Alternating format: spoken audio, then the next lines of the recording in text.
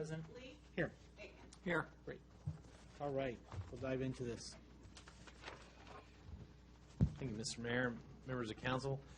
Sorry we have to go with such a formal around the dais. We'd love to do it in here. It actually is not for video purposes. It's more for speaker purposes, so that we can have everybody mic when they speak. I provided you all in your budget work session packet a budget matrix. If it pleases the council, what I'd say is we could just work our way down through the matrix. Some of the earlier issues, I don't foresee them being up for too much debate, but we certainly can address that. That's up for you all to decide. So, but I tried to structure it so that we could get to some of the get through some of the hopefully the more easier ones to go with. The first one really is instituting LEO's program, which is law enforcement officers supplement for PD. I basically provided you all with some considerations to consider. The revised budget that you received in your packet actually does reflect, we finally did get the actual numbers from that, so it does reflect the changes in that. That's the capital budget. Oh. This would be You mean this, the original spreadsheet that we Yes. sent with the packet? Okay. the draft proposed budget. If you go to the administration, and I may need to lean on either Sherry or Jennifer to kind of explain this a little bit better than probably I could, but with regard to the way that this figure is calculated, you'll see a pool coming out of both administration and out of the PD because the way they factor the benefit is actually off total salaried employees. Is that correct? Okay. So you'll see a pool for both of it, but this is an extra added benefit to PD, and I would turn it over to the chief if he'd like to add anything about what this benefit does. Well, I would say that first and perhaps foremost is that LEO's supplement is a standard for law enforcement in Virginia. And it doesn't matter if it's a sheriff's office or a police department or the state police. It is, in fact, I was completely surprised that there wasn't a LEO supplement here, only because, again, it is almost an accepted fact that is part of a law enforcement benefit package. The benefit, though, is that unlike the plan now, it affords you the opportunity with 25 years of service to retire at age 50 with full benefits. And there is also an additional LEO's payout outside of your VRS payout that right now is about $1,200 a month. And generically, one of the recognizing factors in any jurisdiction investing in that kind of retirement plan is the acceptance of the fact that there are a couple, I think, stark statistics surrounding law enforcement. And in general, we can count on an average life expectancy of 59 years. If we make it to retirement, we on average live 19 years less than the general population. And there is a significant physical and mental toll on law enforcement that will follow you through a career. And so the idea is that is acknowledged. And so there are service periods that are significantly less than what other folks work towards retirement. But again, the acknowledgement being that is sort of the physical and mental toll on officers. More specifically to Haymarket, certainly the benefit is, I think, most dramatically employee retention, and in the future attracting good employees. And it is, again, I think, a huge deterrent, particularly for trying to bring in officers to fill vacant positions, to say, unlike virtually every other law enforcement agency in Northern Virginia, we don't have a LEO supplement. With the current workforce, it is, I think, a deterrent to retain them over a career. And I think, I personally believe that there's strength in that. And in a town like Haymarket, as a police officer, you suffer from the fact that, A, it is a very geographically small jurisdiction, B, relatively static ability to advance, and therefore relatively static ability to have any career advancement. And so you want to find good employees, and then most importantly, you want to retain good employees. There there are 2 employees right now, so count it as 1/3 of the workforce, that without a LEO supplement, I can't, in good conscience, look them in the eye and say, stay here. In fact, my advice is the opposite. You should leave. It doesn't make sense for you to stay here as you move through your career in law enforcement and start seeing retirement as an achievable goal. If you're in an agency that doesn't have LEO supplement, you should go find a job with an agency that does, so that you can retire with exceedingly better benefits than you're going to get here. And again, I don't give that advice nonchalantly, and I don't say it in an effort to be punitive or otherwise trying to drive off the workforce. It is, I think, a fact of life. It is, again, for about 1/3 of the workforce, just nonsensical to try to finish out a career here when you could go somewhere else and do so under a LEO supplement. So I think there are a lot of good reasons generically, but I think specifically to Haymarket, it's important to recognize, again, that this is about, A, retaining employees whom you want to be happy to have a career here, and then, B, as attrition does occur, you're in a position to be an attractive agency to some officer who then, again, you could mentor and groom and hopefully have a guy who wants to decide to make a career here. First of all, I'll get right to you.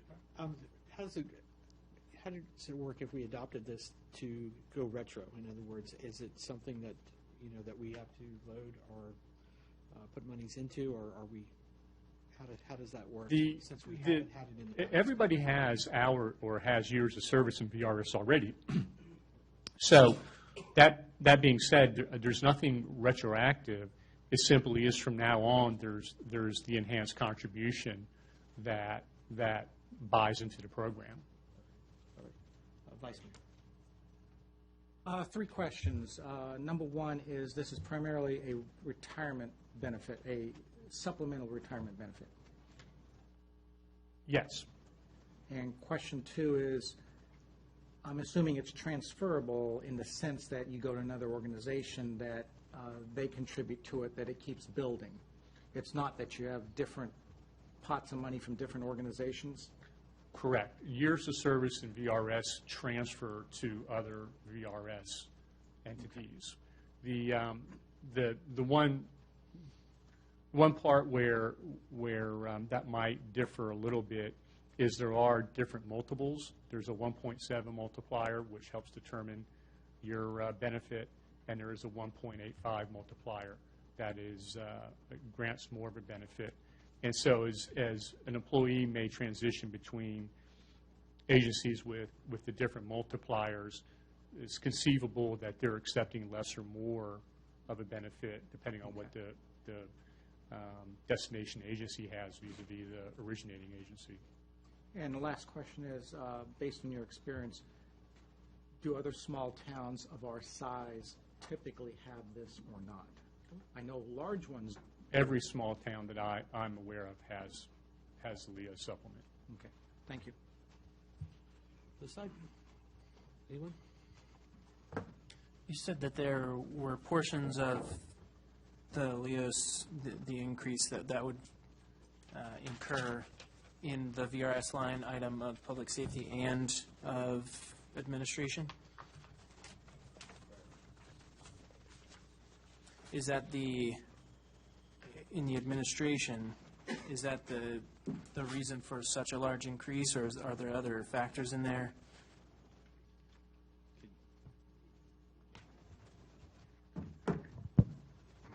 Yeah, actually, they're going to fund this off of the employer contribution rate. So the employee contribution rate remains at 5%, and we already had an actuarial study for the General Assembly sets a rate for a 2-year period with VRS for the employer contribution. So it was set for FY17 and FY18 at 497. When we had the actuarial study done for the LEOS, and we had the study done for both the 1.75 multiplier and the 1.85, the figures you have in here for the higher multiplier. in that it goes against all salaries, and that's how that's funded. So that's how they're funding that retirement. Sure. And as Steve said, Mayor, there's no reason to go retro. There's no ability to go retro. It's for when you retire, so it would have no effect. Okay. Maybe it's just more of a concern than anything else. Last year, when we took time out and we pondered on salary increase, and we looked across the board with wages and the different positions, we took basic salary into consideration. But with this addition, would this negate that study that we did? Would this in any way bump this higher than it should be? Is there any way that, as you look at the studies that we did last year and compensated the individuals which they rightly deserved, does this throw away that study or made it just so that it's no, we're having an incorrect figure that's there? I don't think it at all impacts a salary adjustment plan, only because, maybe cliche-ish, but it's sort of apples and oranges.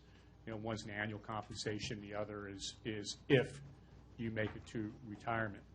And so a little bit different. That being said, I would tell you that the entire workforce has indicated that they would gladly forego any pay increase in FY17 to obtain Leo's supplement. It is again, I think, that important to them. And again, maybe I haven't stressed this enough, but in total, a workforce that wants to stay in Haymarket, there's not an officer that doesn't want to continue a career here. And they, again, in that balance of salary versus retirement benefits, they'd be more than willing to give up salary adjustments this coming fiscal year to obtain a retirement plan that would keep them here in town through 25 years of service. For the record, I don't think we should structure it where it's in lieu of a salary adjustment. I think it should be based on, is it fair? Is it something that is warranted instead of, you'll get this instead of a salary increase? Understood. And I guess I only bring that up just to represent their passion about the topic. Okay. Councilman Edwards, any No, I'm good. comments? I Joe knows that. know all about No, actually I don't. All right. So apologies for being late. So I missed some of the discussion relative to this issue. It sounds like a really good issue and very important issue, hypertension, more or less. So to Chris's point, but the contrary, if there were no salary increase and we did a Leo's, would that be a net wash? Would it be a wash?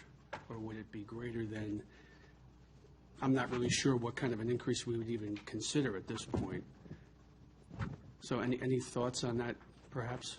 Well, if you take into account your wages and salaries are $400,000, so a 1% raise is what, $40,000? If you do something across the board at 1%, we're looking at least for the police department portion, $26,000. 4,000. Right. So it's really a small number we're talking about, essentially. Yeah. Okay. I don't know if you guys got into some other discussions about compensation packages or any of that kind of thing. Yeah, no, just yet, no. basically about since it is geared specifically for retirement, just how the officer's age is average 59 years, 19 years earlier than the average person, and it's kind of more of a benefit to this program that looks like it's nationally known. And here we go. That it's more of the norm, that we're actually not part of this norm that for this many years.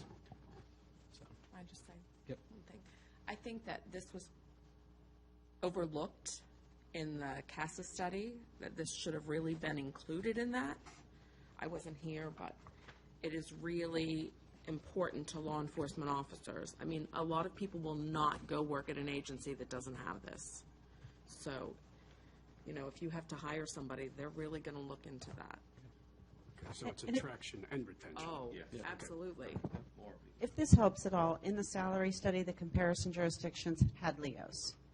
So those salaries where you met to be competitive were those with the enhanced retirement benefit. Any other thoughts or comments? Otherwise, if there's no objection, we'll just move forward through this one. Yep. All right, great. Next one up there, Mr. Henshaw. This is basically the same continuance of what we've been discussing about as we move forward to this fiscal year budget. We believe it's in our best interest to actually go ahead and separate our capital budget away from our general fund budget. What this does is it'll give us a much more clearer picture on how we are expending our resources. At the same time, it shows us either a distinct need or a distinct method of how you're going to save and fund future capital projects. This is basically more of an administrative kind of approach to it, but essentially what we would do is starting in the next fiscal year, you would have those two budgets separated out. We would create a capital budget. The current capital budget, we actually handed out an updated form this evening. Everybody should have received it. It was there. I know you got a lot of paper in front of you. But that basically just caught us up to date, even with most recent expenses.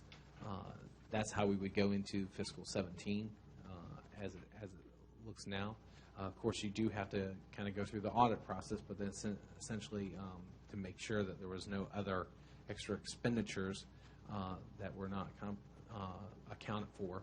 But for the most part, we would go into the fiscal 17 with a capital budget. It would look something similar to that, although we would probably make it much more look like our capital improvements plan.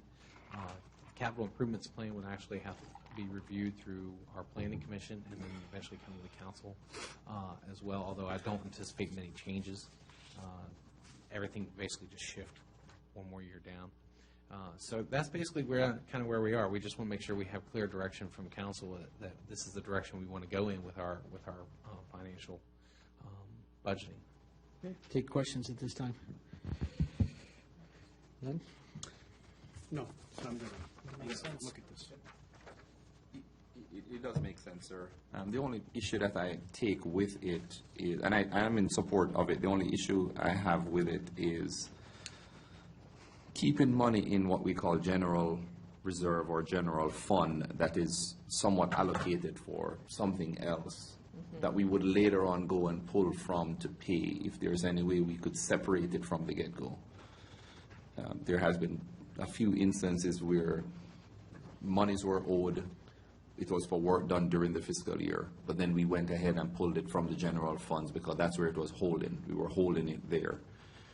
I think it would give a true reflection of the balance if we removed that from the general funds and mark it for where it belongs.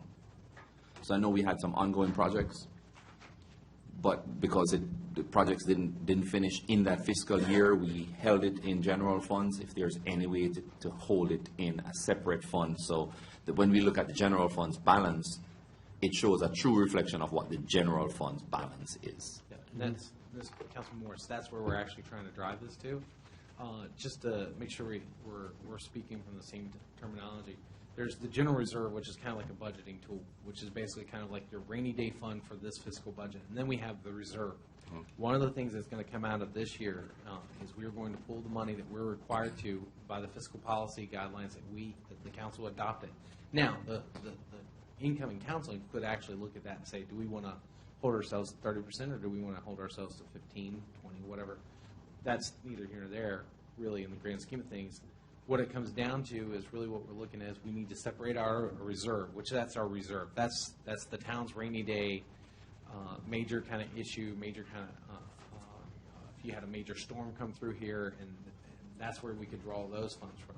Then you have your general reserve, which is kind of used as a budgeting tool, which it would be in that general budget, the general fund budget that we're referring to, which would basically cover, that would be placed in there as a placeholder in case of you come short on revenues or you have unexpected expenses that you were never anticipating in the budget, and it does happen. And then you have your capital budget, which is completely separated from that. So I guess what I'm trying to say is I'm trying to reassure you that, maybe not most in the best way, but I'm trying to reassure you that's where we're going with this budgeting tool, is we're trying to show you exactly where the funds are. This is a goal and a method to become more transparent to our residents and our citizens, exactly where our funds going to. And that's what we'll be able to accomplish by moving to a general fund budget and a capital budget. So for example, the Harrover plan, if we highlight 289,000, let's say if we highlight $200,000 for this capital line, where would the money be kept? That would be kept into a capital fund budget. Okay. With a line item that says Harover, in other words, we'll have a subcategory that, That's correct. Yes, and that's what I'm referring to. Just see like that in the- your capital improvements plan, like the CIP that we referred to, it had the Harover project. And basically, we last year we titled it, and I can't remember the exact title, but essentially what we did was we created it so it would have a plan, because we were still in the process of the plan, and then planning and design, and then we also had construction, our design and construction. And so in your CIP, which would basically be the capital fund budget, is how you're funding your CIP.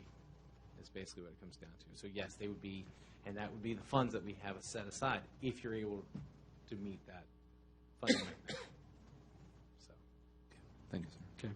Well, if I may. Yes, please. No, that's a very good point, and I like the concept of the two separate budgets. One of the things I like about a capital budget is that you can do your rebalancing and reorganizing within that capital budget too. So if there's a need for another project and you have some savings from another line item, you can move that around, just like you would with your other budget, with your regular operating budget. So that's what I used to do. I used to rebalance it like every month, try to shake the tree, find a little extra money. Yeah, but we're talking lots of millions. No, I think it's beneficial. It's beneficial to keep it separate and just to keep proper accounting. I think It it's also makes it harder to go between budgets. Good. Makes it much harder to do. Not impossible, but it's not an easy thing like we have today. It holds us more accountable. Now, the other thing I wanted to talk about, I don't know if it's appropriate now, or maybe we'll talk about it sometime later, is that reserve, that rainy day fund. Now, I did a little bit of research with some other municipalities, not just here, but also upstate in New York and Connecticut. And typically, they're running around 15 to 20% rainy day fund. So the question and we've talked about it in committee, is are we starving ourselves of some funds or not? It's an opportunity cost that we're talking about here. So that's something that we might want to think about, and maybe we reduce it, maybe we leave it the way it is because we feel more comfortable. I don't know, but that's just something I think we might want to think about as well. And that's pretty general. From what my research was, it was pretty general, 15 to 20%. There were a couple that were around 10%, but they said that was way too low. I agree it deserves being looked at, but next fiscal year.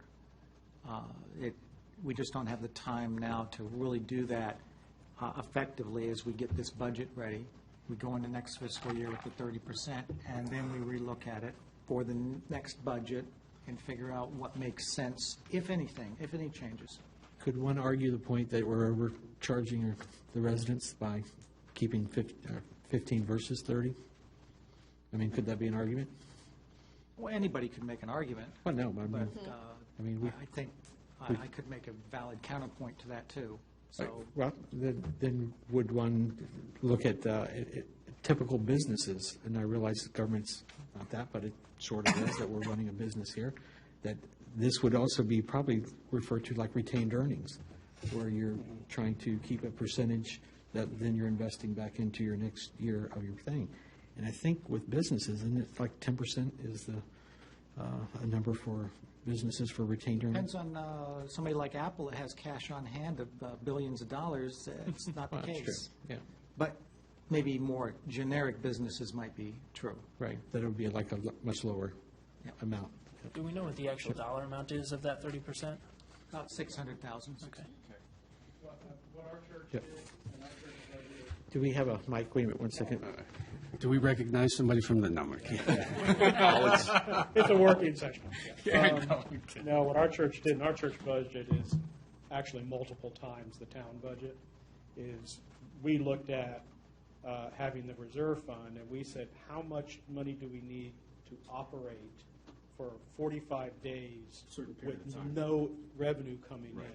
So it wasn't a straight percentage. We actually calculated we would have to have this amount of money. And so that might actually be less than a percentage that you're thinking of. And it would, and you could be reasonably assured that, yeah, we're going to be able to operate. And you may choose more than 45 days. But still, that's just one other way to calculate. Okay, yeah. I would say Thanks for your operations comment. would be one part of it, but then emergency or catastrophe or something else that you'd have to. Was that catastrophe? Yeah, or something like that. You might, would potentially be another part of it. Over on this side, anybody? Good suggestion, though, something to look at. So it's $600,000 a year that we put into the. No, No. it's based upon what your adopted fiscal budget is for general fund. See, we've been very fortunate, in my view, that past councils have done a great job of saving money. Not spending, but saving. And, you know, so it's a balance between spending and Oh, saving. You got to find definitely. the right course here. I'll just let you know, really what happened was we took our fiscal policy guidelines from our neighbors to, I guess, the northwest at Percival. They've been following a lot of the GFOA standards, which is where we're striving to start to achieve. Theirs came in 30%, so that's what we put in. Right. That number is arbitrary. It's one of those things, we can work with it the way we want to. I think you, from a standpoint of, whether or not that's holding on, I think it's a sign of being, fiscally very conservative, making sure you're covered, but there's no right or wrong answer with regard to it. I think the biggest thing is we have to be prepared, and I have to advise you to, you want to have some kind of reserve. I've been, in working with Finance Committee, I've made it very well. I think you have a really good source by having investment into the Virginia Investment Pool. I think that's a great place that you can sit it. It's out of sight, out of mind. Just let it kind of grow, and kind of almost like if you want to think in terms of personal finance, you can be aggressive when you're younger, when you're trying to start your retirement. But as the tortoise wins that race every single time, and the tortoise and the hare, and that's slow moving, and so it'll start turning before you know it. So it's a good place to kind of park it. It's out of sight, out of mind. But like I said, whether or not you go 30%, I mean, you could go higher if you wanted to, but I don't think you need to. So, but I think that would be an appropriate question for the future council to determine. Anybody? Yes. As far as interest goes with this 30% amount, Sherry, does it affect us if we had a lesser amount? If we were to can we put that 600,000 in a specific holding place attached to an interest rate? How much would we lose if that amount was less?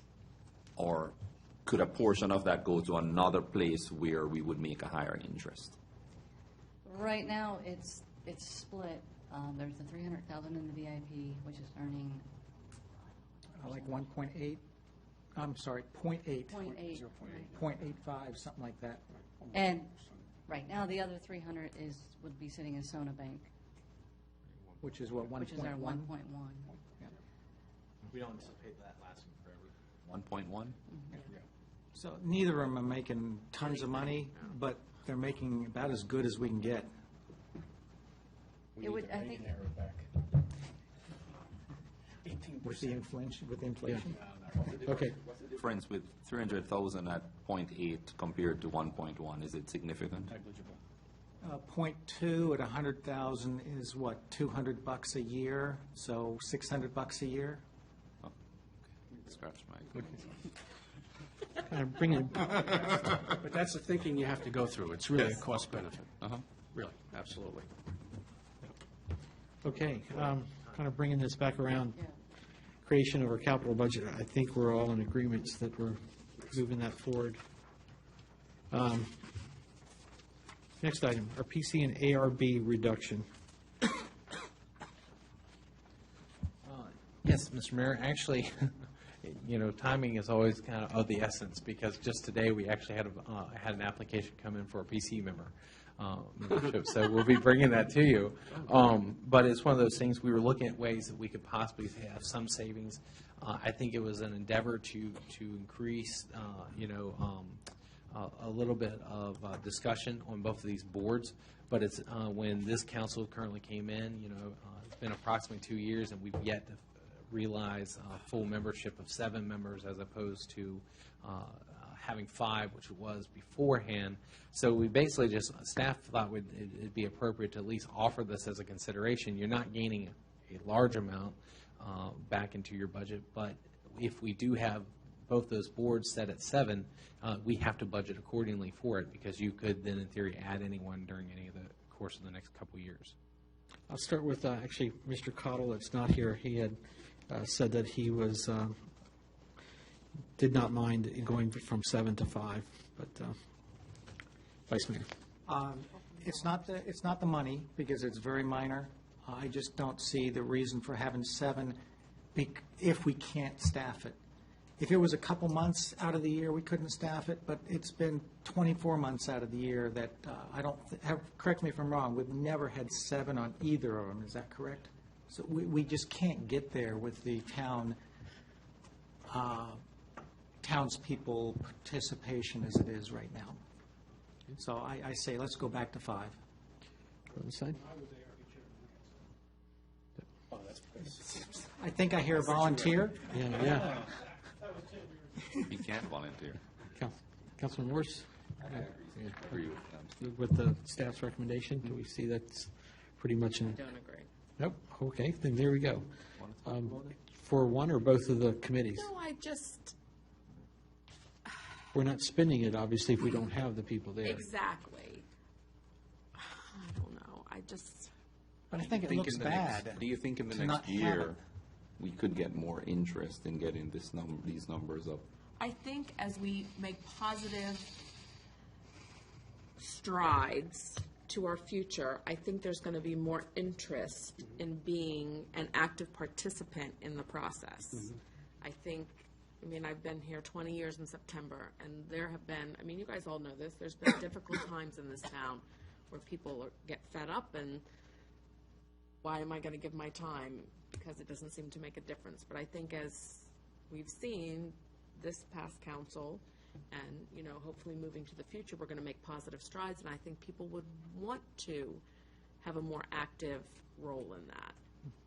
Very good point. Yeah. She makes a very good point. But we've had, at the minimum, I wouldn't say 24 months, as Steve said, but we've had 18 months of positive stride. And we have not seen the fulfillment going up to 7. But you have to have, I feel like people are going to need a little bit more. There was such a long history of bad feelings.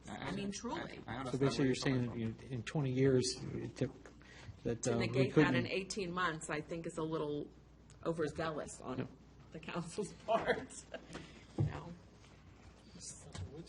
Any thoughts? I think that it probably makes sense to reduce it, but I just worry about the perception that people may have that we as the council we made changes to try and stack the deck, not saying that we did, but people may perceive that we made changes to try and stack the deck, and now that our deck is shuffled the way we want, now we're going back and locking it in. It's the public perception that worries me about this. Hold on 1 second. Can I just do a quick rebuttal to that? Okay, go ahead. Let me just hear from another member that hasn't had the opportunity to speak. Thank you. I actually like the idea of reducing it, and I look at it from a market-based approach of supply and demand. So somebody tell me, how many people do we have on the Planning Commission right now? 5. Okay. How many do we have on the ARB? 5. 6. 6 on the ARB. We have 6 with 1 leaving, I think. Does that mean one person is leaving? My point to that was we also have 2 liaisons on there. Oh. Right? Yeah, you have a liaison from the council. From the and council and then one the from the planning commission. commission, So, too. Included in the 5 and 6? yeah. Yeah.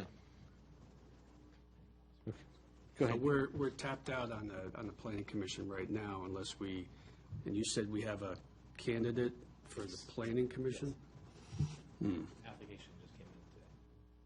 But planning commission Oh, is last set week, to I'm be sorry. possibly reduced by 1 at the next election. Possibly reduced by 1. What are we saying here? We wanted to go back to 5 each? Is that what we're saying? Hey, hang on one second. Let me. Sorry, let me Mr. finish. Mayor, but I have Oh, to leave. no, that's fine. I understood. You have to leave. Yeah. Hey, Came up. Duty calls. yeah. I came as long as I could. But you're the only one that knows all this stuff. Got my cell number. I mean, no, everybody makes a good argument here. I didn't realize we had 6 on the ARB. I thought it was only 5. I thought Nicole was leaving. Well, she, She hasn't left yet, though, right? No, she's leaving soon. but I have mean- my eye on a couple people. I've always felt it was important. I always felt it was important to try to get more voices. So from that perspective, and if it's really not a lot of money, I think I could live with the fact that we keep it at a higher level if we can fill the positions. Because again, more diversity, more voices. Yeah. Back to Mrs. Edwards, I'm sorry. That's wanted what to I was, keep this- I just wanted to insert there, that on the ARB, we have 2 liaisons. We have someone from the planning commission, and we also have a council seat on there. So that takes you down to, and we have the architect is one of them, so he's not even a town resident. So then you're down to 3 residents. On ARB? I mean, we're residents, but we're also on the council. So strictly from a cost perspective, what's the difference between the two? $1,200. For each, a year? No, for the whole ARB. I'm sorry? 1,400 for both. For both, for the entire year? Well, yeah, 1,400 each board. That's roughly what it comes out to. So 2,800 for the year? Yes, 2,800. It's in the if you look at the matrix on. Okay, well, I was looking at you. Thank you. It's right in front of me. Look at that, right there. Okay. Mr. Mayor, So, if I- Jeff- if I had- also, I think one thing that I think you all have to consider, just in general, how many of you all have asked various different people throughout the course of the last 2 years to serve?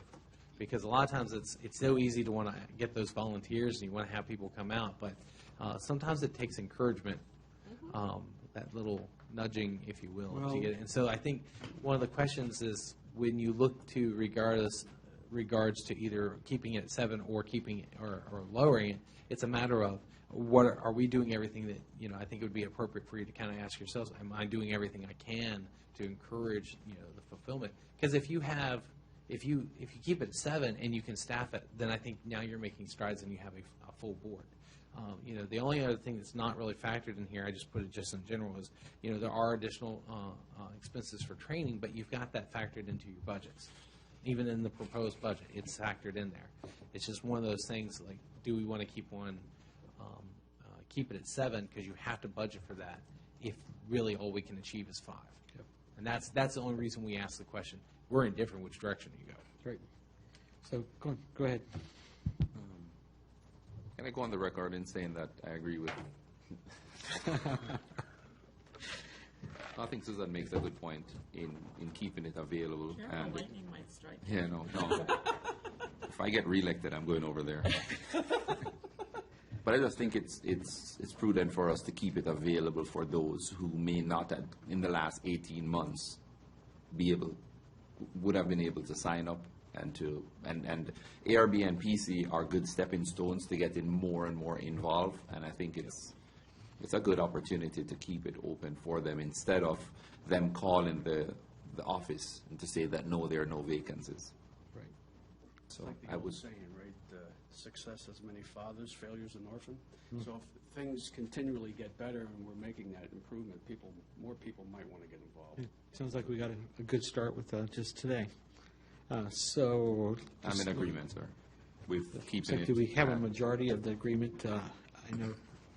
Yeah, and if we don't fill it, we're not going to No, right. spend the money. I mean, Exactly. It's a small portion, allocated towards it, so we can always rebalance at the end of the year, right?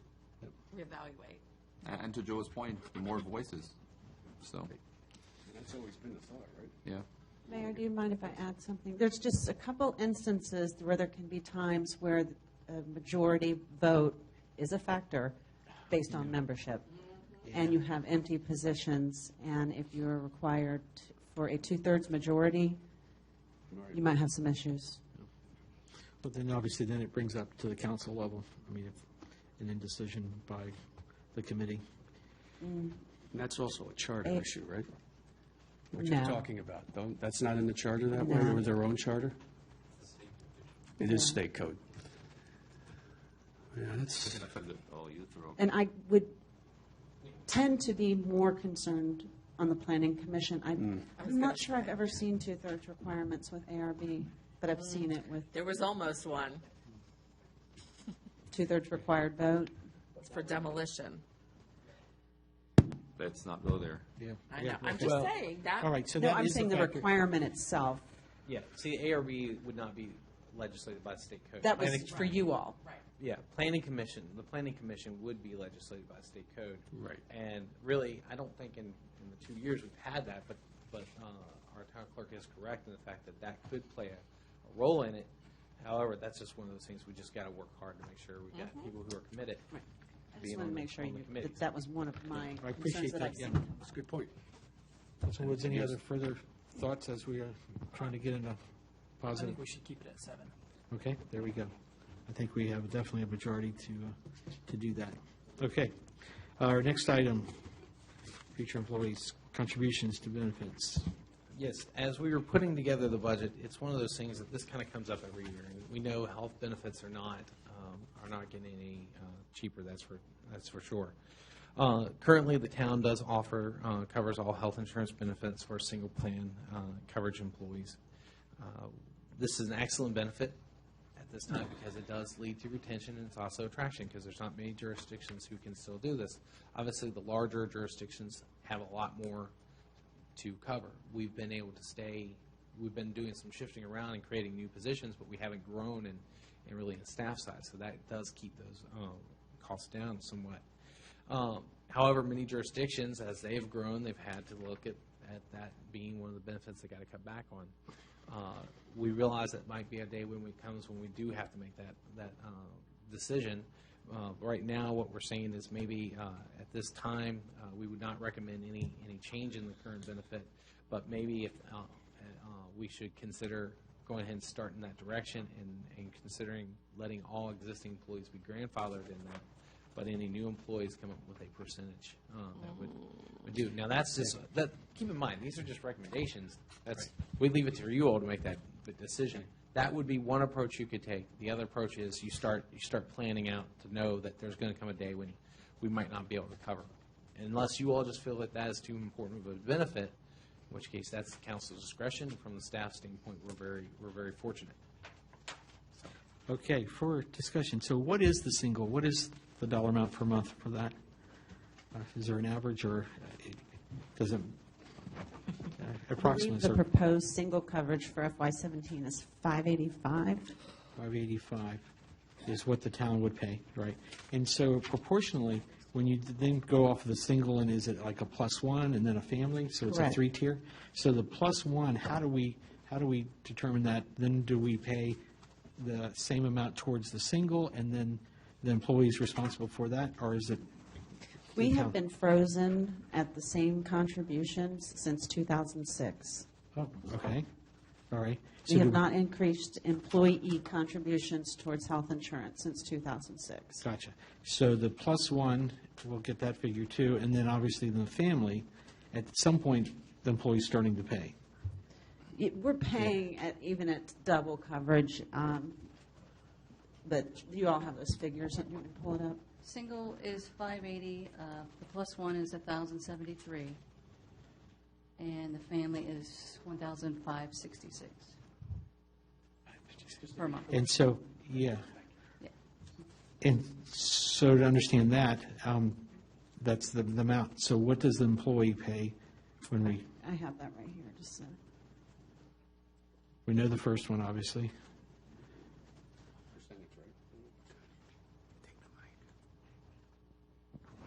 have percentages, I have dollar amounts. Okay. The annual cost for a family policy to the employee is $35.36 annually. Yeah, can we do it back to 3536 divided by 12, 295. $295? Okay, there we go. And then for the family? That's for family? No, Jeff? plus one. That's the employee contribution for family, I'm Oh, sorry. I'm sorry. Okay. And then the plus one is 2192.32 annually. 183. Okay. All right.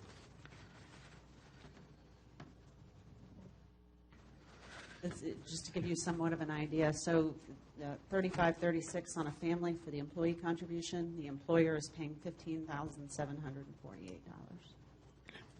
Great. I did have one comment that I have to share that Matt shared with me as he went through this budget. His comments were concerned that being an employee of the county and a teacher, that he pays approximately, I think he said, $500 and some odd dollars each month for his family towards his contribution biweekly. So out of his check comes out $200 and some dollars. He wanted to share that. I have Okay. some too. Okay. And then let's go. Can you give us on the mic, please, sir? Sure. I'm sorry. Can you give us on the mic, Oh, please? yeah. Okay, go ahead. Okay, so I investigated several jurisdictions, and nobody that I looked into, some of them were big, paid 100%. And I tried to recall, previously being on the council, at one point I thought, and I asked John Cole this, and he couldn't remember either. John's looking around, who? At one point I thought that it came to 100% when there were no pay raises. I thought that was kind of and I can't remember how many years ago that was. I don't know if anybody else remembers that. Well, I don't know if I dreamed it. I don't know. yeah.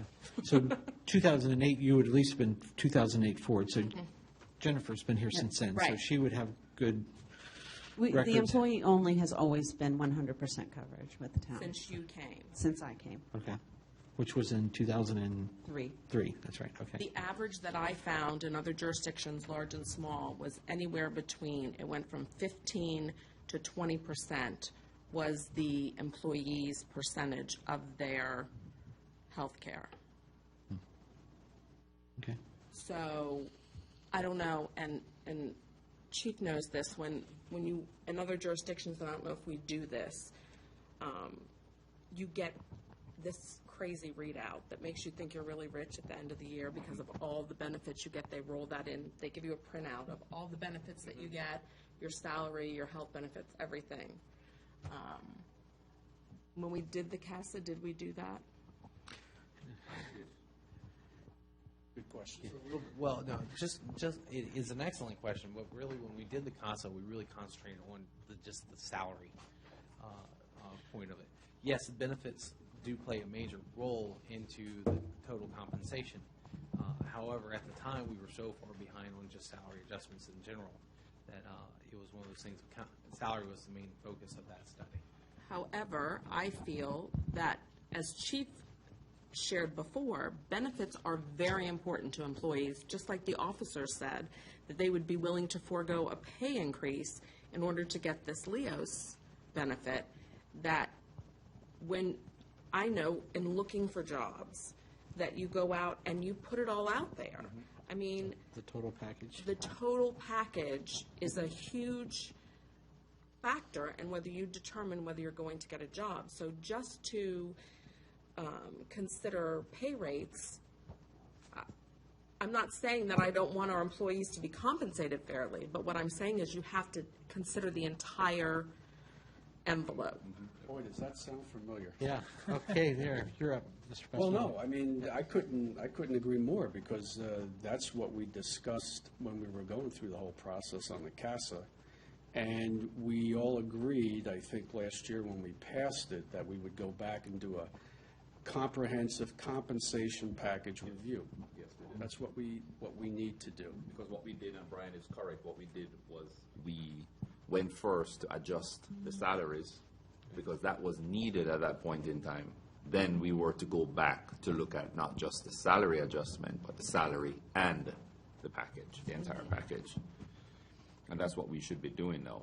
Instead of now looking at just the package, it's now looking at the salary plus the package. Councilman Woods. When we did the CASA, I believe that we did get just a very cursory overview of how our benefits compared to other towns' benefits, other jurisdictions, and it was some of ours were higher, some were lower. So it wasn't like ours was crazy skewed in one direction. So I don't think that we missed anything when we were doing the CASA. I think that we still had a fairly fair assessment of where things were. As far as the employee contribution, I have a job in the private sector where I don't have any employer contribution. I'm paying everything myself for my health care, which is, it's painful. And I believe, if I can do math, which is only on good days, but I think that for a family, the employee only pays 19%, which is just incredible. So I think that we do need to consider in the future, for future employees, adjusting those numbers a little bit. It appears that we got a picture, but we just didn't get a high-def picture, obviously, of that.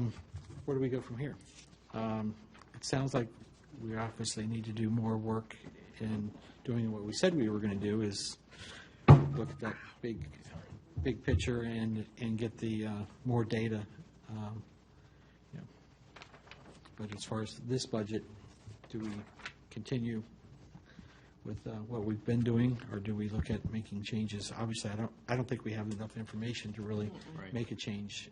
So I mean, it wouldn't be hard to gather the information. It's all right.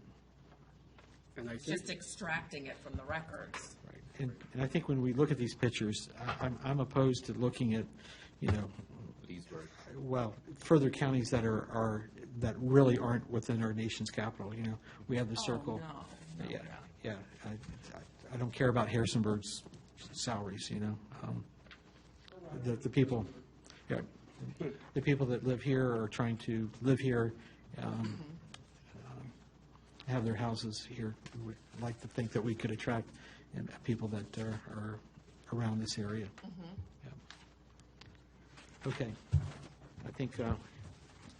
So, Mr. Mayor, with regard to that direction, just to make sure we're clear on this, do we want to proceed basically as it is for this coming fiscal year? I think one of the things that I will admit we brought this issue up is because obviously we can't, this is not a way to sustain it. Eventually it's going to run to a point where we can't sustain this, and so it's one of those things we're going to have to consider it. I know that since I've been here, and I don't want to just, I know, in case you haven't, Jen handles a lot of our human resources in our benefits package and stuff, and this is something that she's been bringing up for year after year, for the last several years. We know that it's an issue. And so we also, at the time, until we went through and did the salary adjustment, you had that balancing out kind of the salaries. Now we've caught our salaries up.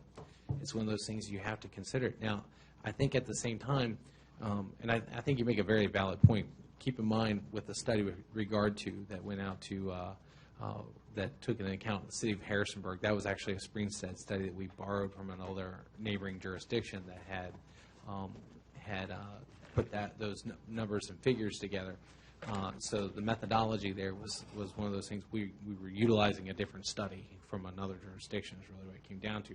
But what I was going to say is, I think it is important that you watch it if you want to have people to be able to live and work within the same jurisdiction to try to strike that balance. And it would probably be an appropriate approach to at least, take that up as a stair step as opposed to just, dropping it all at once. So the clarification there again, it was from the Basically to move forward. We're moving forward.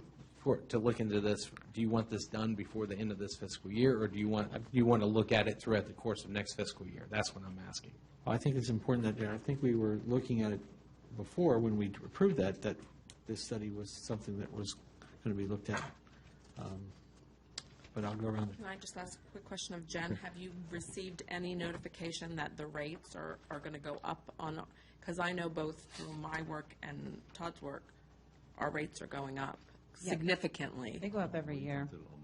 We had one year that had a 0% increase. I think it was, like 2011 or something. But the town has always absorbed the increases. I mean, our, And so Yeah. what would those averages be each year? I mean, are we talking like 3%, 5%, 10%? They're under 10. I think one year I saw 13%. Right. So that's something also that I would want to see, as how these increased, and obviously the town's picking up these costs or having to pay this. Yeah. Right. Okay, so I think, do we have a consensus that we'd like the study done obviously sooner than later? I don't think we need to have it obviously done before this budget ends. Not to short circuit the discussion, but I also think that the next line item may even tie into that as well. Correct me if I'm wrong. So that's part of the whole comprehensive approach. So, and in there, it makes a suggestion to do something, mid-year budget review or some, is that the suggestion? But this would also be a nice incentive for staff to want to go through it more quickly so that we could, circle it back to the council, and then we can have that discussion. That would be my suggestion.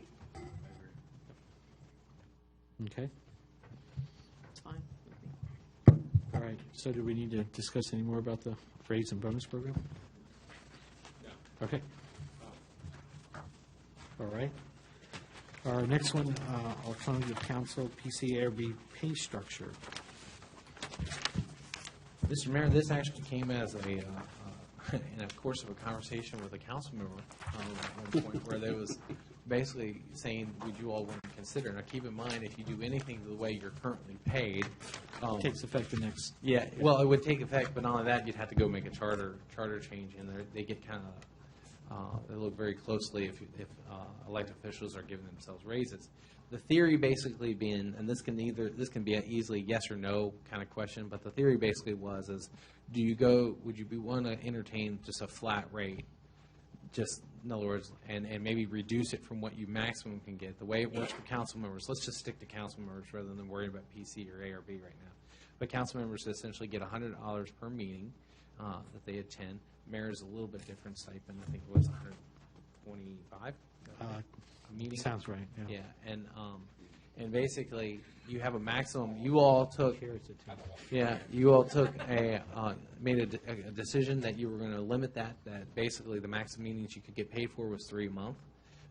In the past, anytime you came in, that was a meeting you got paid for. So what the question was is sometimes some months your schedule is more demanding than other months. The passing thought was, well, what if we went just to a base flat rate of say like a $200 or $300 a month, and it didn't matter how many meetings you had, that's how much you got.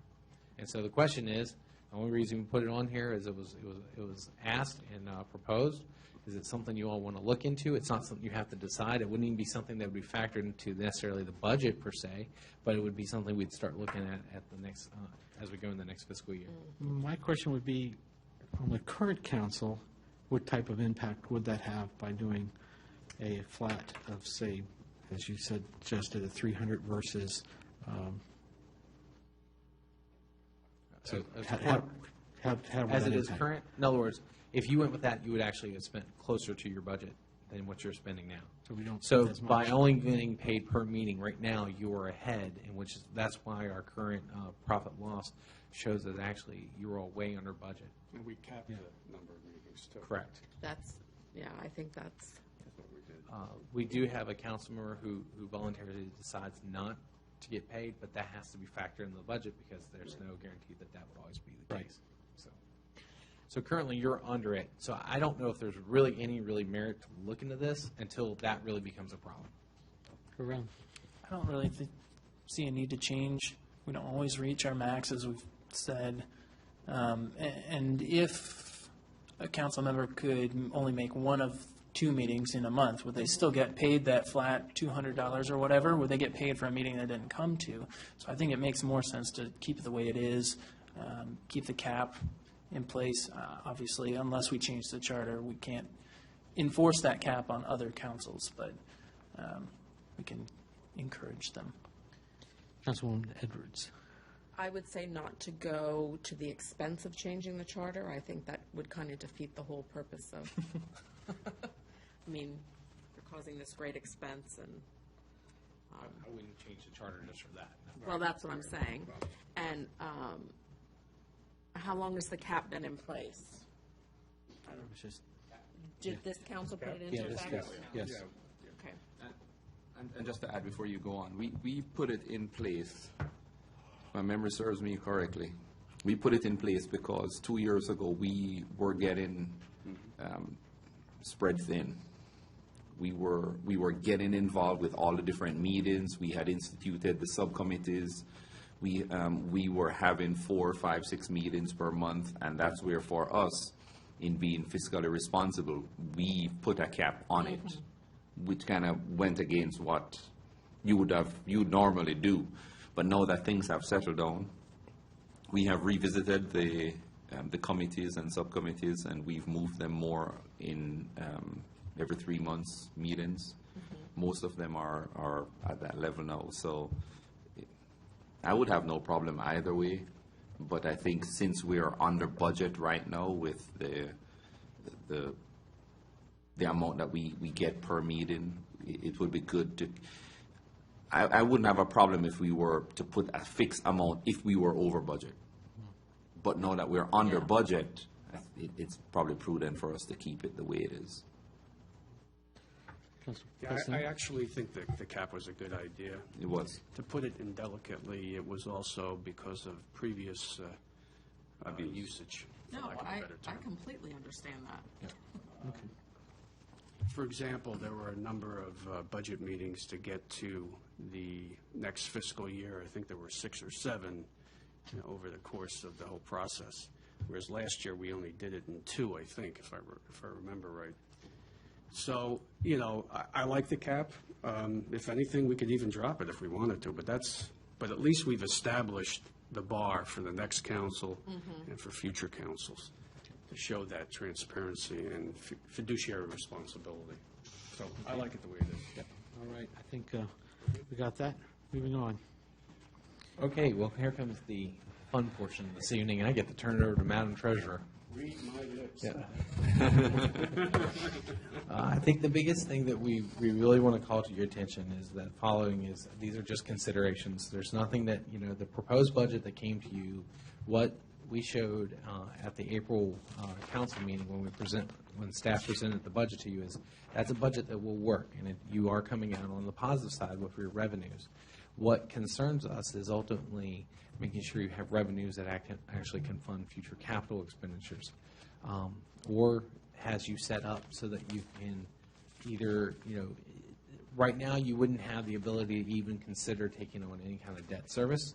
You wouldn't have a lot of the consideration to be able to fund future projects because there's not a lot of savings going in. You're providing a lot of services, and what the proposed budget that got presented to you covers the services. A lot of that is found in your staff and your administration and your PD to be able to provide 24-hour service. That takes a lot of staff time and a lot of it's wear and tear on equipment. It's wear and tear on these things to be able to provide service throughout the day and make sure you have your contracts are being held up. All these things go into account to be able to provide the services that you're trying to dedicate to your residents. With that being said, we're also trying to craft a budget that maybe makes those services a lot more transparent than years past. And so I think that's one of those things where you can rest easy, hopefully rest a little easier with that regard. So let's go ahead and go one. So that's what I was going to say. Yeah, one item at a time, and we'll go ahead and do questions each one instead of towards the end. So the real estate tax, by doing this basically even, what did the county project for their actual increases in the real estate assessments, which then is sort of what we're giving as a increase? Effectively, yes. Yeah, effectively, yeah. The increase at the county's assessment, I believe it went up, let's say, Oh, you want to know our increase? from last year, the exact, Yeah, the way this budget is presented with real estate tax, we do have to advertise that you are increasing taxes. Right. Even without a change in. Correct. Right, Correct, 'cause we- exactly, because it's an effective tax increase. You still have that, yeah, Yeah. your advertisement is Right. your taxes will increase. So, I'll give you that number, I can look it up. okay, It's in one of these sheets. yeah, just wanted to see how much that actually is adding to this year's budget with that net. $6,000. If you leave the tax rate the same. Right. Okay. Questions on the real estate? estate? Sure.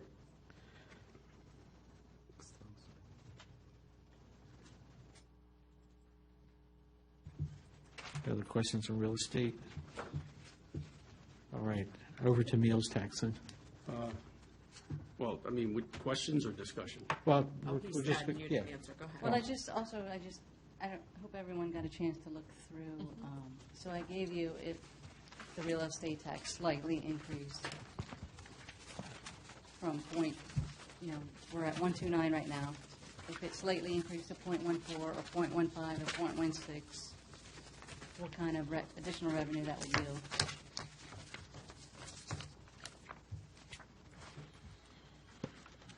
But yes, if we did keep the real estate tax the same at 0.129 with the increase in assessments, that would give us just an additional $6,000. Okay. How many residents do we have? We have 593 parcels. Parcels, Do the math. Okay. I don't know, I almost feel like if we have to advertise, they're going up anyway. Kind of what I was saying. Yeah, a slight increase in the rate that doesn't really affect individuals all that much, but really is a boon for the town. It makes sense. So we got some good discussion, I know. I'll let you finish your thoughts. Any other? No, I'm just saying, and, yeah, I am moving, but I would, it's not a consideration. It's not a consideration. No, I know what you mean. Yeah. Councilwoman Edwards. My only thing is that you have to also understand that Prince William is going to get a higher rate too. So it's not just $10, it's the extra $200 I have to pay to Prince William County. So, plus the home values are just now starting to come back. So, I don't know. You can see they're coming back. Yeah. When I looked at Councilman Morris. the assessment, it went up last year, decreased this year. I think it decreased. Increase. Sure? Correct, yes, sir. I looked at mine, and last year it was up 10 and then came back down. Correct. Your average townhome, was it a decrease? And what brought it up was single-family dwellings and commercial buildings. It decreased. Yours did. But overall, we look at the bottom number, the bottom number increase. I don't, I'm looking at my number. Any further comments? No, it's Over this side. Philosophically, I would like to see the effective rate or the rate itself be lowered so that there's no effective change. I think it's really hard to make an argument, even no matter how small it is, with the taxes going higher when we are taking in $100,000 more or projecting at least $100,000 more with Chick-fil-A. So for this year, I don't think I would want to make that change and increase the taxes any. And that's just the way I see it. Well, with those thoughts, let's go back around, because this is what always discussion's about, hearing somebody else's thoughts and maybe changing your thought or opinion. No, I'm generally not in favor of increasing. But if we can in some way subsidize or adjust it so as for the residents not to feel the increase that's coming from the larger jurisdiction, I think we should entertain a motion like that. Okay? And we I'm all for that. see an agreement there? Yeah, I'm not in disagreement. Okay. We do have to think about the future, and maybe we don't touch it this year. Maybe we do adjust it down so that residents don't see any change. But we do have to consider the future, and Mr. Henshaw makes a good point that we do, if we want to continue providing the same services and the same, and have funds for future projects that do increase the the beauty and the usability of the town, then we have to consider where are these funds coming from, and maybe we find them in other ways. So this year, let's not increase, but let's really all year take a look at ways that we can find future funds. You bring up good points, especially the fact that real estate, there are some localities that the fact that their meals tax and occupancy tax actually fund their whole budget without even having to go to the citizens for their real estate. So, and especially since we're double paying here. We're paying Prince William as if we were a single person in Prince William and not, we're having to pay additionally by being in the town. I'm going to take a comment from the audience. Yeah. Yeah. Oh, you're recording this? Yes. Yeah, from a historical view, and, I sat through some of those 8 budget sessions and all that and it was a crusade to always pay the same amount for your house, no matter what it was worth. It's going to snap back on us with a viciousness if we don't start easing to what reality is. If my home is worth more, I naturally will expect to pay more in the taxes. To have the jurisdiction start working it so that I'm still only paying what I paid for my house in 1953 doesn't make sense. And so we're going to have to start increasing in the future, because we do have some big ticket items coming. If we don't change the rate, that's one way to start easing into it. But if you lower the rate and you keep that, then when we come back next year or 2 years from now, and now you got to spring it up. I think it was a nice thing to do for current councils all along these past years, and we could always say, look at us, we actually lowered the rate, and you're not paying any more for your house. It's a disservice to the future. And it's just, I'm just saying, you need to think hard about, and I know we pay to the county and we're beholden, but you know what? I have a policeman right at my door if I need, and if I were a county resident, I don't have that. So, yeah, I'm getting some benefits. I want to jump in on this. I want to jump in on this. And I'm getting free trash and everything else. So, Right. there's. Well, we've made those arguments, John, when we went through the budget last year. And by the way, if and when you get elected, it'll be some very interesting discussions on the Finance Committee, because you'll be there, I would think. But, I mean, you make some good arguments, but I'll make some arguments on the other side. You don't want to starve yourself, right, for the future. I don't think anybody disagrees with that. But when you have new revenue resources coming in, if you have new sources of revenue being developed, and you're growing smartly and you're bringing in new businesses, that would seem to me to override that need to continue to increase it, your tax rate. Now, you want to have skin in the game, right? That's kind of what you're talking about. But we're already doing that with the county. And so if there's a way, and I've always felt personally, if there was a way we could reduce or even eliminate the tax on the citizens and solely go to a revenue based on a meals tax and other sources, that would be the way to go. If at all possible. Well, I'm not sure. If we really start to develop the town, and, if we're starting to make this progress and it becomes success after little success after little success, you might be able to, to increase that revenue source. I don't know, but at least it's a goal. I mean, I think that's a goal that I would embrace, and I think some others might as well. So, I mean, you're right. You don't want to starve yourself, but you also, you want to take a look at what people are doing through the county. And to David's point, that is kind of like double taxation.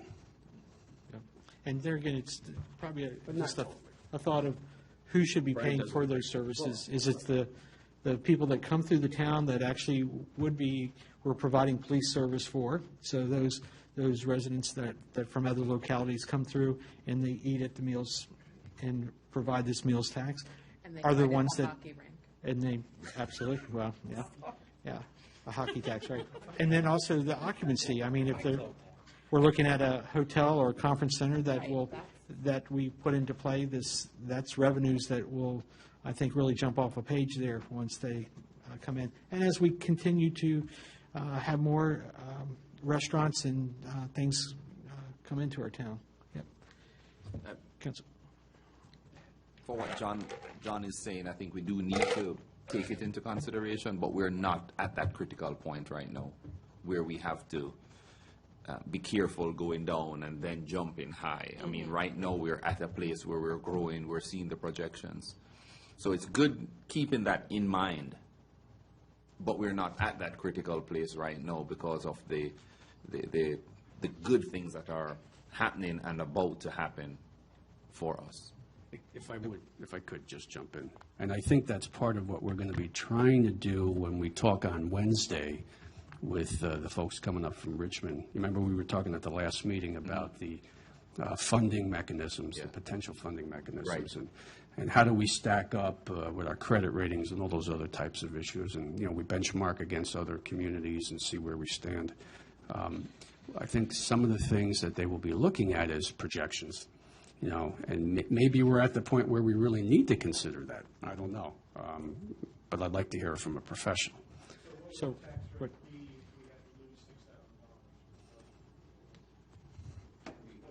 We haven't calculated. Wild guess, yeah, it'd be probably like 121, Yeah. 122. so there's your question. Still dealing with real estate. Do we, for $6,000, put in that, or we actually did not increase? Okay. Can I ask a quick question? How much is the Leos going to cost? Do you have any? I mean, It's just- $32,000 You're down to. annually, No. without no, pay I'm just increases. That's not including pay increases. thinking. Right. Right now, you are coming in at a positive 43. That is with Leo's you Included. factored in, so you're taking 6 off of that. Okay. So you're looking at income of 37,000. Come on. We're trying to establish real estate. Are we looking at possibly bringing it down to, I say leave the rate. Okay. I don't know that it's worth all the time that it's going to take to redo it all. Do you see what I'm saying? Well, what would it take? Well, right, and again, I'll remind you, we have to advertise a tax increase for the $6,000, so, what does that cost us? yeah, you might want to consider the lowered tax rate. Because then you don't have to go through that Correct. process. Right, Oh. there we go. The reason why discussion is good. Can I ask Brian, because Brian I think he was going to chide me about the fact that I said double taxation because, it might not equate, but go ahead, what's your thought on that? Council Pats, no, there wasn't necessarily a degree. I know this is one of those things that in local government in Virginia, and I state it's in Virginia. It's just one of the mechanisms the way Virginia works. When you have the county and you have the town system, if you really go into it, really what a lot of what your taxes are covering, you're covering services. And so, like, the county covers services that the town couldn't even begin. The town couldn't we couldn't fund a school system. We'd have to have our own school system. So there's actually only one, I think there's 2 towns still in Virginia that actually do fund their own school system. So it's an easy thing to say because it does feel like you're getting double taxed. I live in a county, and I've lived in a town, and I've gotten taxed the same way. If you really look at the taxes, now I'm not saying like it's verbatim, but if you really look at the taxes of, say, like the county tax in Prince William County and the town tax, and you add those 2 together, my guess and my hunch, and I don't know, I don't have this, I can't state for a fact, if you went to the city of Manassas where they got to have their own school system, the tax rates would probably be very, very close, give or take a couple, cents. I don't know that for a fact of those jurisdictions, but I know in kind of looking at across the board, Virginia, a lot of times that's what you find. And really what it comes down to is for most Virginia residents, you feel like you're getting taxed twice because you got to pay a tax to both the county and to the town that you live in. But it really does come down, and this is just experience talking, it really does come down to the services. And I think that's what Mr. Cole was kind of alluding to is that, we as residents of the town have the benefit of when they need an officer can be there because they're only a half square mile away and they can get there quickly. And so that's a service that you can't always necessarily equate. They also have trash removal. Well, if you live in the county, although if you did live in the, some HOAs, but you're going to pay it in the HOA fees.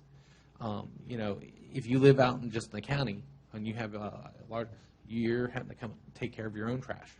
You have to go to a convenience site. And that's why last year, when we did the budget, we Yeah, laid out all those we laid out additional those things. benefits, and you did it again in this presentation this year. Yeah. But let me just go back to what David said, too, about holding on to people's money. Mm-hmm. That's really their money. There is an argument to be said when you have $600,000 in reserve, and whether that's really the right number or not, we can have this discussion, but that could be quite significant. So maybe we've been overtaxing over the years rather than undertaxing. I don't know. But If we're not, yeah, it appears that if we're not spending the money for the improvement that Look we at it in we number wise. budgeted for, we are overcharging. We need Because to get because we didn't do what project we asked. We had a capital improvement that we did not, we fell short on year after year. And so, yeah, those monies did grow. And, you know, so. Yeah. I think that's one thing that you all have done, though, successfully, is you've shown an investment into the community. And I think if you're getting those revenues in, I mean, what you're saying about with like revenues that come through basically outside sources. I mean, you know, because a town of 1,800, even 2,000, can't solely provide the $1.2 million that you're getting in revenue from meals taxes. However, so that's a lot of transients tax. That means it's people coming in, they're utilizing the service that's here, and then moving on. But at the same time, as you're growing and you're developing, all those things that you're all saying are true, but unfortunately your budget can't sustain it right today. And I think that's one of those things. Is it worth $6,000 to do it and have to go through the advertising? Probably not. But the bigger issue is, in the long run, if we keep on lowering and keep on following this trend, you are going to get into a situation where a council, might not be you all in the next 2 years, but a council someday is going to have to make that larger jump if the revenues from other outside sources have not materialized. We have And so that's something to just think about for the future. right. just one more stop. Sure, Just go one ahead. more comment, just to share with everybody. An interesting story. Up in New York, where my dad lives, they finally are doing a reassessment. Guess how many years after the fact? 60 years. You have people whose taxes are increasing 83 to 200 to 250%. It's incredible. And of course, there's a lot of Angry. screaming people. But, you know, to your point, I kind of getting there is you don't want to do it in one big swoop. That's really the point. If you're going to do it, you want to do it incrementally so it's not as painful. We get that. But for $6,000 this year, I don't think so. But I don't think it is keep decreasing it. I think it is just this year that we're talking about. It is not let's decrease it this year and then next year and then you have to make this huge jump. It is this year. I guess Decreased last year, too. Yeah. It decreased last year.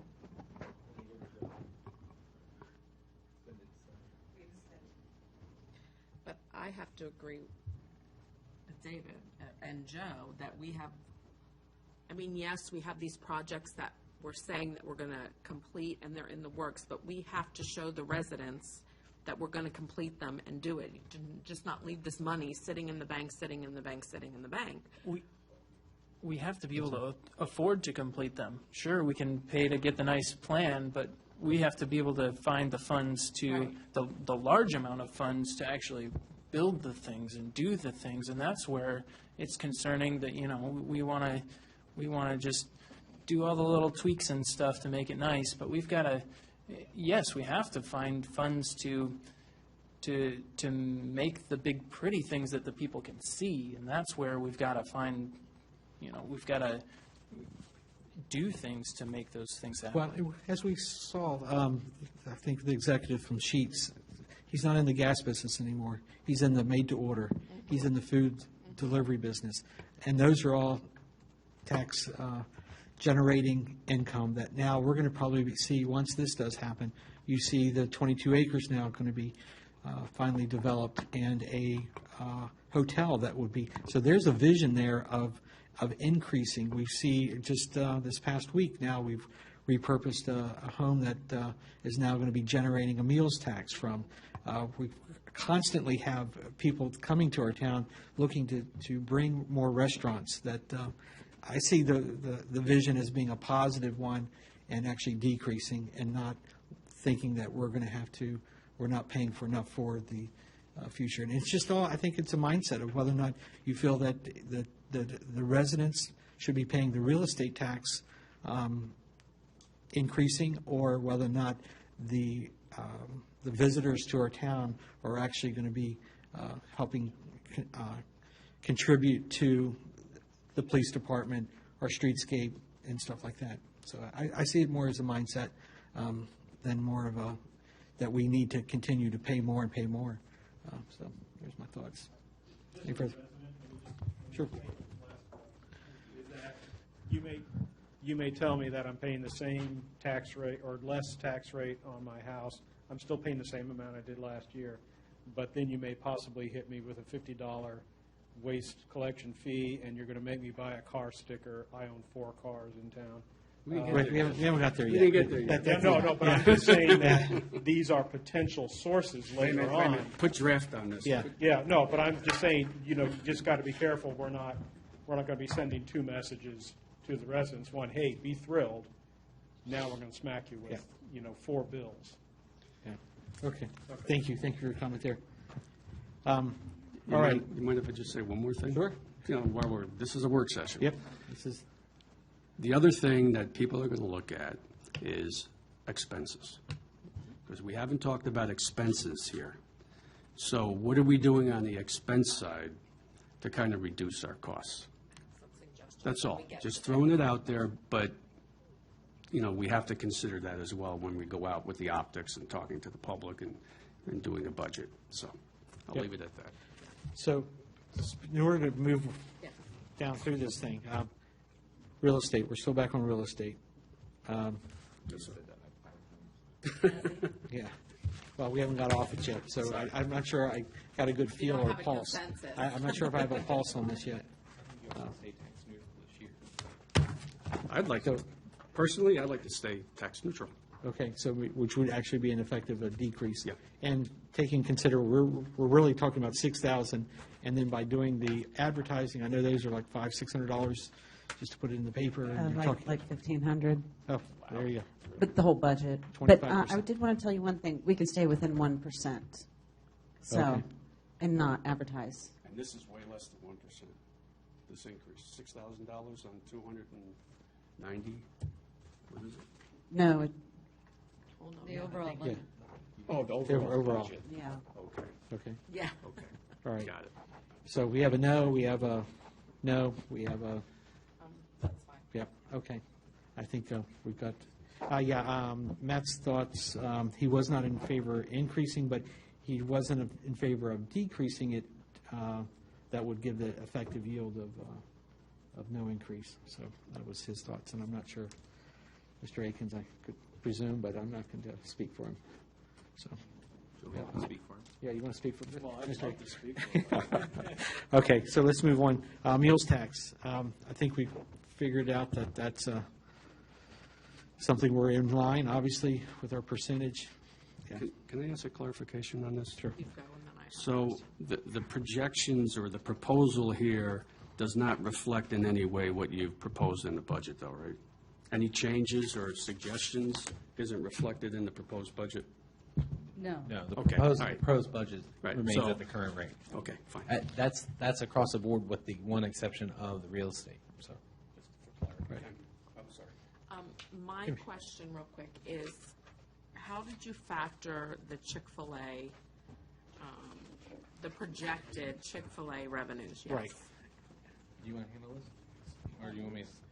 Basically, when it came to Chick-fil-A, we really went out to try to look and see what kind of statistical data we can get. Unfortunately, we cannot get true statistical data from other jurisdictions about, you can't just point blank ask, what do they bring in? So what we did Aren't is, like average Chick-fil-A revenue, I mean, isn't that public record?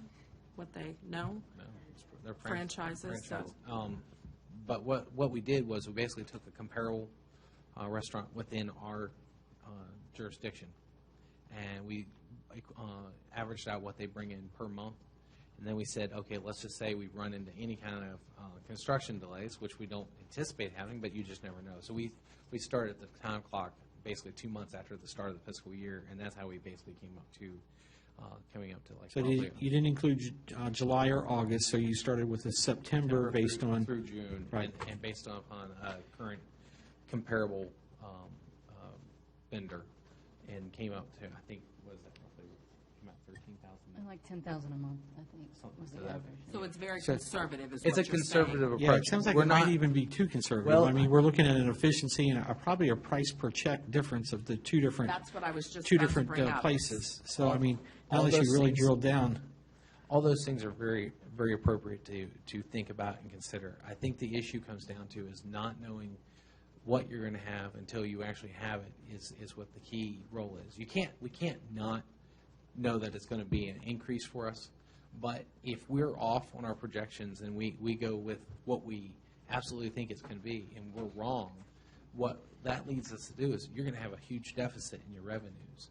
And it would be better at this point, and as you're trying to put together a budget, for us to stay more conservative, and then let that be a good problem for us to have as you move forward in the year.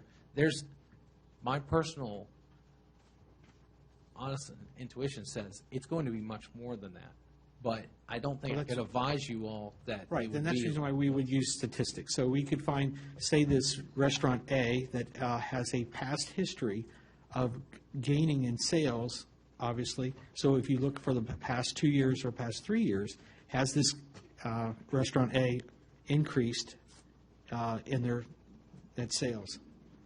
And what would that percentage be? I mean, I know our meals tax statistically each year, we've added, what is it, like 15 or 20%? Every year. Every year since it's been.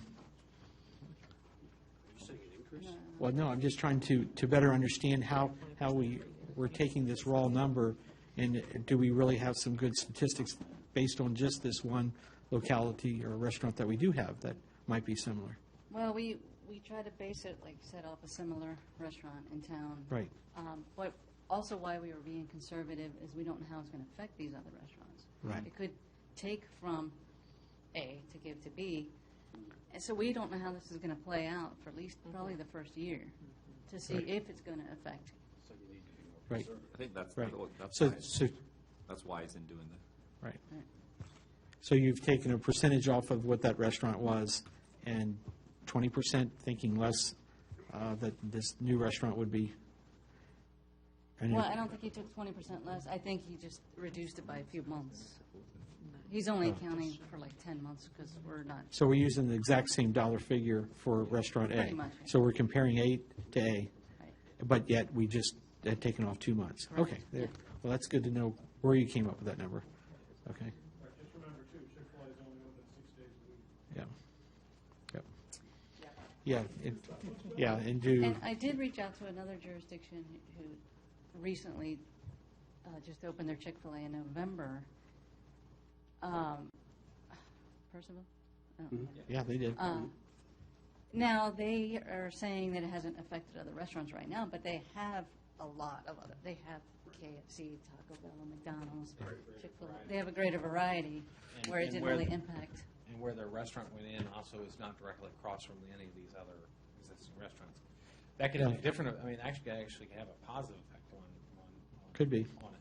We just, I think the We- biggest we see- thing is when it comes to this, we just don't know. Well, And Obviously Well, what not we right do, off an what we interstate do at see Percival is, either. we see Restaurant A, when they have a line wrapped out to Route 55, that cars turn around and go back and leave, because they're not going to wait in line.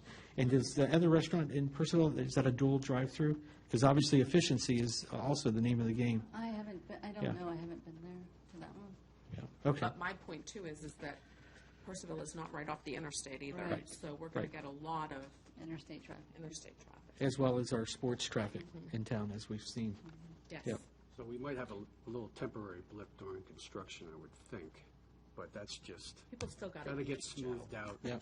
I think this first year is a wait and see how it's going to work Okay. out, and I like the Okay. conservative approach. Okay.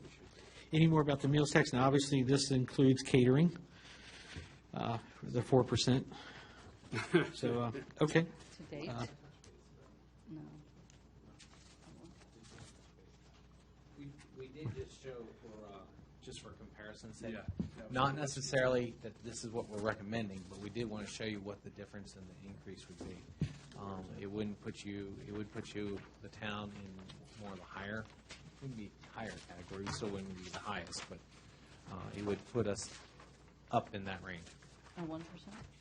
Yeah. Maybe that's where we could go incremental over the next 5 years. No, I'm kidding. So you're saying it would be if we went from 4% to 5%, it would be $120,000 projected Yep. for each 1%. Please keep in mind, we're not recommending that. No. We're just wanting to show you for comparison's sake where you stack up against the rest of the jurisdictions. I just feel like that might send a discouraging message. It's not a proposal. No, I know, but Okay. That's a good point. Next item, B-poll. People, I just paid my bill. Yeah, what we wanted to do was provide you with, we compared to many jurisdictions through all these charts that we gave you. And about 80% of these, we're by far the lowest tax rate on a lot of these. So the Retail, question could be, restaurant, personal. Are we too low? I don't know. Well, that's what we wanted to provide to you, and I did give you also, if we did increase based on the average. So we're at 10 cents, which is very, very low compared to all the other jurisdictions. And if we did an average, which 0.15, on just these three categories, retail, restaurant, and personal, that's an additional $40,000 in revenue. You know, my gut is that you can't And really- you're still quite low compared to others. My gut is, I don't think you can look at this in isolation in each category. I think you have to look at it as a whole, depending on what different taxes that they pay, whether they own their structure and they pay a real estate tax on top of the B-poll, on top of the meals tax. Of course, the meal tax is just a pass-through, right? So that's not an issue. But just, when we look at this, I think it needs to be systematic. It can't be just one line item each. You have to see what the consequences are doing, the whole picture. That's just my only initial thought. So the question would be that, whether or not these other jurisdictions would have the same structure as far as them having to pay real estate tax, or, because it just seems like we're all the same when it comes to this, right? I don't know. Yeah. I mean, I don't know. You don't want to do it, you don't want to be a disincentive. right, right. You want to make sure you're competitive, but if you And do. I think some of these are too big. These jurisdictions are too big to compare to. Of course. Oh, the average I did was only based on the towns that we did a comparison. Even though the cities are listed. Okay. Even though they're in the, Even though the cities are listed on the bottom, I said the average is based on the towns only. oh, okay. Okay. Yeah, I didn't think it was fair to add in cities to that average. Some of these towns are pretty big, though. Councilman Mastinello, just for a matter of clarification, are you saying like in regards to like the real estate, or are you just talking like B-poll in general that you should? I'm talking about the whole package, whatever. In other words, it shouldn't just be one. In other words, if you're going to entertain any kind of increase to B-poll, it should just be like a percentage increase in general, or are you talking about? I'm saying if we're going to look at increasing any of the taxes, that we look at it in totality. picture. Not in isolation, that's all. So as a business owner, what you're saying is, what other taxes would you incur Right. for your business? How can what Right. other ways can you cut me? Right. Basically. Right, Well, the no, other- seriously, yeah. The other incentive we did do for businesses was put that moratorium on the personal property tax. Right. Because they were Because paying you're so paying much to the that under county. The county, right. Right. But they don't pay the B-poll in the county, though. They only pay it here. Correct. Right. But the county could do that. No? Okay, so that's Richard. Okay, so as a business owner in town, you pay your license, And your that's an business annual? license. Annual gross receipt, yeah. It's Right. due April 30th. Which, Okay. what is the annual actual fee for that, or What is the what? I'm sorry. the actual, not application, but the annual cost? It just depends on your gross receipts Oh, and right, the no, tax rate. but there's no other fee, there's no other. No. The other, like, with Okay, the business license fee, I guess, No. it's all inclusive of the people. okay. Okay. So it's not a standard fee and then, No. okay. Okay. Do other jurisdictions do that? Do we know? I don't believe so. I think I think the General Assembly may have stepped in on that. There was a time we did both. Okay. We streamlined it to one, but I think there's some Legal. legislation that happened. So you can't do both. But we have the minimum fee. We were able to set that. Right. All right.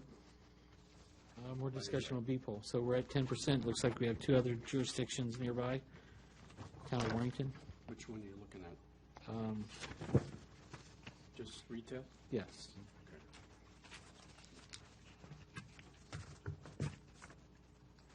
Right, Leesburg and Warrenton are the same as the town. So for each category, it'd be interesting to see what we generate for each one, too. You know, retail versus personal, whatever. I think that's where it's on. It's here. Yeah.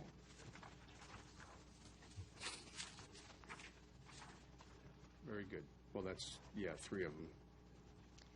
Yeah, you the three have- that I listed were the three that we're running three the lowest biggest. on, because the other ones were pretty much in line with everybody else, the professional and finance, I believe. We're talking.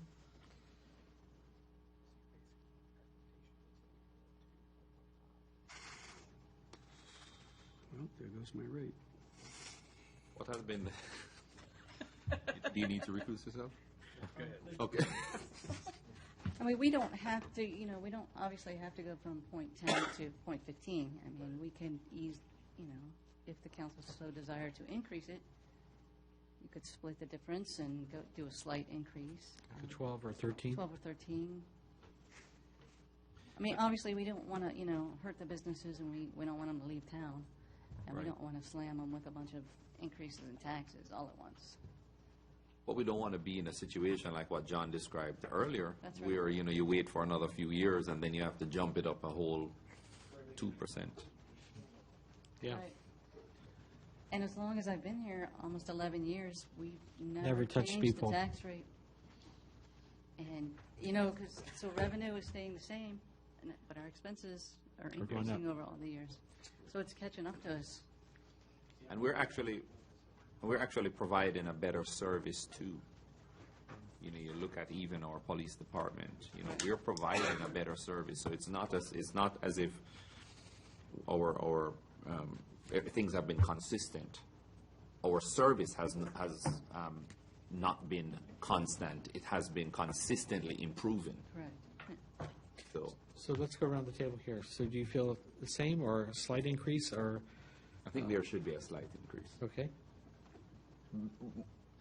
Mostly because I would hate to be in a position in the future, whether it be 2 years or 5 years from now, where there would be a need to increase it, and then there's a large jump to get in line with other jurisdictions. That would be the only reason why I would support it. I would hate for the next 5 years that we're at the lowest, and Right. Leesburg and Warrington are way ahead of us, and now we have a larger gap to cover just to be in that range. But I don't think, as Sherry said, I don't think we need to go all the way to 0.15. Councilwoman Edwards. Come back to me. I'm thinking. Councilman Woods. .13. Here we go. We got some information.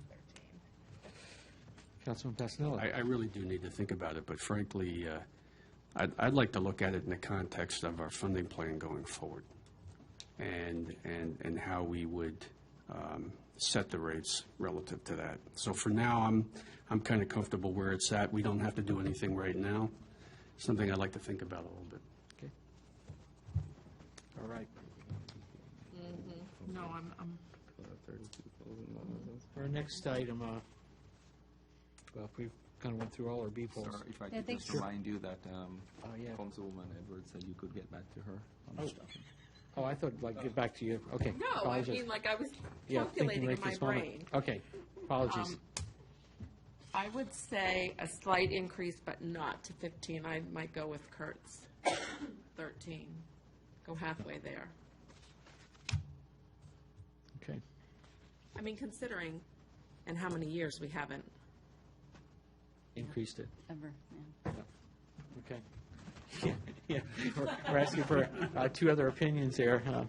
Did Matt had anything? As far as that, I don't recall him actually stating anything about that.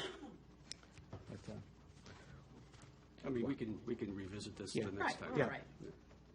And I can come back and recalculate with the .13, what that. That's a right, great idea. there you go. And put that as a draft. Okay. See how that will continue. All right. Actually, I did. Yeah, it's in You there. did, it's here. Right here. It's right under the yeah. .15. Right here. 25 almost. 17, 17,000. That's what I was looking at. No, I was looking at the top. Oh.